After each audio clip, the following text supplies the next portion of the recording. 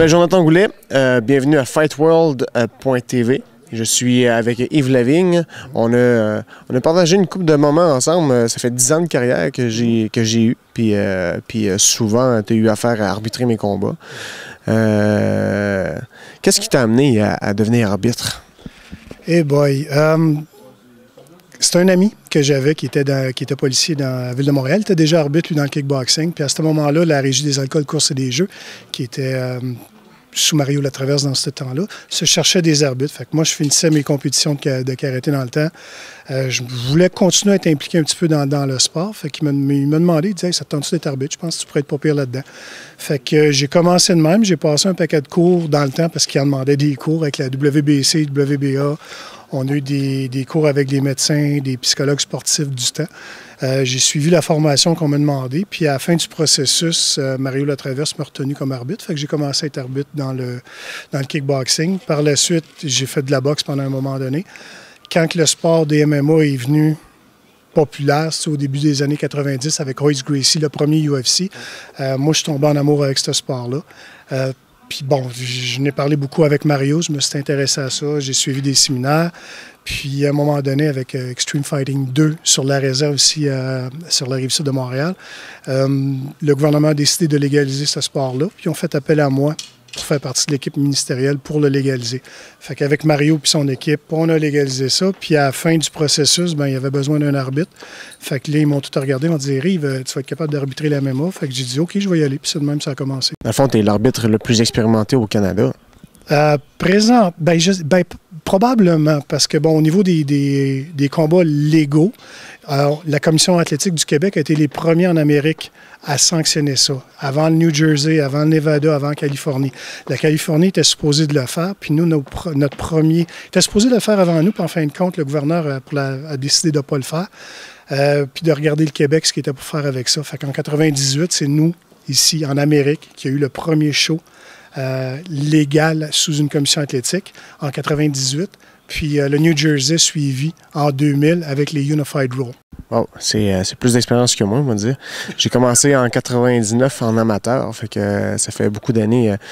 Tu es un pionnier dans le sport au niveau des arbitres. Comment tu te sens en étant le pionnier des arbitres au Québec? Alors, je me sens vieux de bord dit de même. Non, mais écoute, moi, j'étais trop vieux pour pratiquer le sport au niveau compétitif. Puis, je voulais garder un pied, si tu veux, à travers tout ça. Puis, je suis tombé en amour. Fait que je me suis dit, avec le sport des MMA, fait que je me suis dit, un bon moyen, dans le fond, de rester impliqué puis faire de quoi? Parce que c'est un sport qui était en développement, qui commençait, qui était méconnu. Puis, tout le monde, tu sais, dans la cage, avant, ils disaient, ah, c'est barbare, les gars, c'est pas des athlètes. C'était plus ça. Même dans le temps que moi j'ai commencé, c'était plus ça. Là. On voyait des Jeremy Horns au début de leurs années, puis c'était vraiment des athlètes. Fait que c'est le fun de les avoir vus commencer. Puis bon, comment je me sens? Je me sens bien. Je trouve que c'est un privilège d'avoir été là au début, puis d'avoir aidé les autres commissions athlétiques à travers le Canada, puis d'autres aux États-Unis à légaliser le sport comme il faut, l'encadrer comme il faut, comme juste la tenue des arbitres, pas être tout croche en jeans, mais vraiment être habillé en noir avec des polos noirs, avoir un peu de décorum. Fait que je me sens en tout cas privilégié d'avoir fait partie de l'histoire. Parlant aider les autres commissions athlétiques, est-ce qu'il t'arrive de donner des cours ou d'enseigner à des arbitres sur place comment travailler, ou est-ce qu'il t'arrive de recevoir des questions de leur part pour que tu puisses les aider dans le domaine? Oui, présentement, étant donné que je travaille avec les commissions athlétiques, j'en reçois souvent des emails qui vont me demander des points de règlement, comme les nouveaux Unified Rules.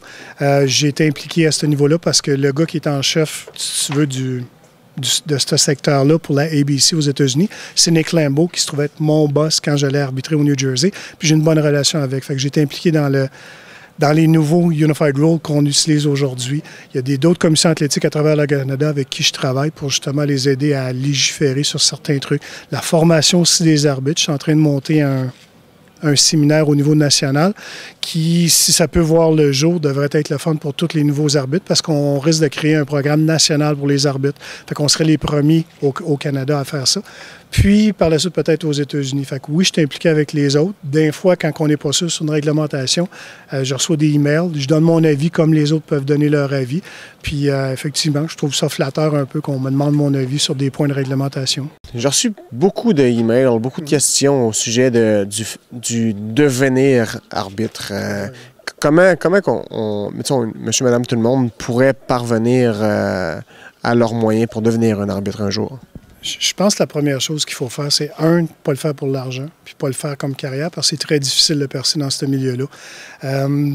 Meilleure chose à faire, appeler la commission athlétique, soit que c'est bon de ta ville ou de la province. Par la suite, de leur demander qu'est-ce qu'eux, ils demandent, c'est quoi les prérequis. Puis, un coup, tu es accepté de peut-être te faire bien des heures de gymnase, parce que, bon, la foule, c'est intimidant.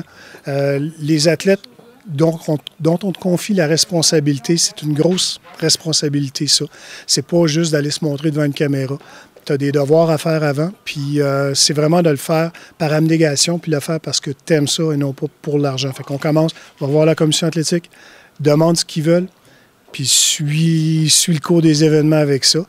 Puis, meilleure des chances à n'importe qui veut essayer de faire ça. T'aimes les arts martiaux. As-tu déjà fait des arts martiaux avant? Oui, bien, je fais ça depuis que je suis petit cul. Moi, je suis arrivé avec la vague Bruce Lee. Fait que, tu sais, quand j'ai vu Bruce Lee avec ses nunchakus, j'ai dit, oh, wow, moi, je veux frapper du monde avec des nunchakus. Puis, je me suis frappé plus souvent moi que les autres. Fait que j'ai dit, moi, lâcher ça, moi, commencer à t'approcher avec mes poings et mes pieds. Fait que, ouais, j'ai surtout fait du karaté. J'ai fait du judo puis de la lutte quand j'étais tout petit. Par la suite, bon, avec l'avènement des MMA, bon, j'ai suivi les séminaires. Puis là, il faut faire attention, OK? Là? C'est pas parce que j'ai fait du karaté, que j'ai fait du jiu-jitsu aussi, puis que j'ai fait toutes ces affaires-là, que je suis du même niveau que ceux que j'arbitre. Parce que ceux que j'arbitre, c'est les super athlètes, là. Fait que je suis même pas comparable. Puis souvent, le monde, il me demande ça. « Ah, tu as fait des arts martiaux, puis ils s'imaginent que tu es au même niveau. » Ça n'a aucun rapport, là. C'est même moi, dans mon temps, que je le faisais, puis que j'étais super en forme. C'est pas les mêmes athlètes qu'il y a aujourd'hui, là. Fait que c'est pour ça que je dis, j'ai fait des arts martiaux, j'ai été compétitif là-dedans, mais ça n'a pas rapport avec le degré d'athlète qu'on a aujourd'hui, de ce que j'étais moi dans le temps. Probablement, grâce à ça, tu connais mieux le sport, tu connais mieux les techniques, puis ça peut t'aider dans le domaine.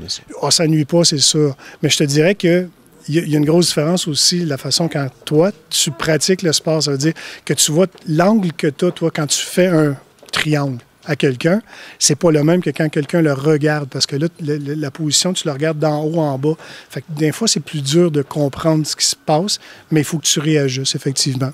Y a-t-il une erreur que toi, tu aurais déjà fait en tant qu'arbitre, que tu te rappelles encore aujourd'hui, que tu ne voudrais jamais refaire? Oh. Fight!